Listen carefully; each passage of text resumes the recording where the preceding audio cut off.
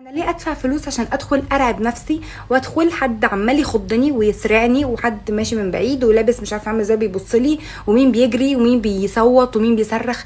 ليه؟ انتوا ليه بتحبوا تخشوا بيوت الرعب؟ انا نفسي افهم والله العظيم. لو دفعوا لي فلوس الدنيا مش هدخلهم. انا طول حياتي بكره الاماكن دي، بكرهها، لاني ببقى داخله من اول ما دخلت لحد ما بخرج انا مرعوبه وخايفه وعماله اصرخ واصوت، ومش طايقه الناس الممثلين اللي جوه بيمثلوا دول علينا ان هم بيرعبونا. بجد انتوا بتعملوا في نفسكم كده ليه؟ يشاء القدر بقى ان انا امبارح ابقى بقلب في ام بي سي 2 فلاقي فيلم اسمه هانت، فعمري يقول لي ما تقلقيش ده مش فيلم رعب خالص، ده حتى ما فيهوش اي بقى جن او شياطين او كده خالص خالص، ده فيلم كله بني ادمين عاديين. ودي مشكله.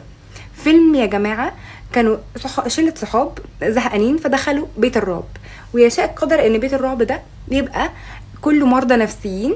شله الصحاب داخلين 7 اشخاص، خارجين 2، الباقي ماتوا، الباقي جوه ماتوا عادي جدا. وعلى فكره انا طفله جدا في الحاجات، دي. يعني احنا لو شله صحاب وخارجين مع بعض وحد اقترح سكيب روم، طبعا الباقي كله بقى بيفرح قوي. مش انتوا بتفرحوا ليه؟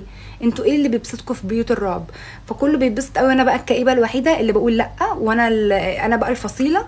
بيزعلوا مني يزعلوا، عايزين تخسروني اخسروني، مش فارق معايا، بس ما ادخلش مكان زي ده.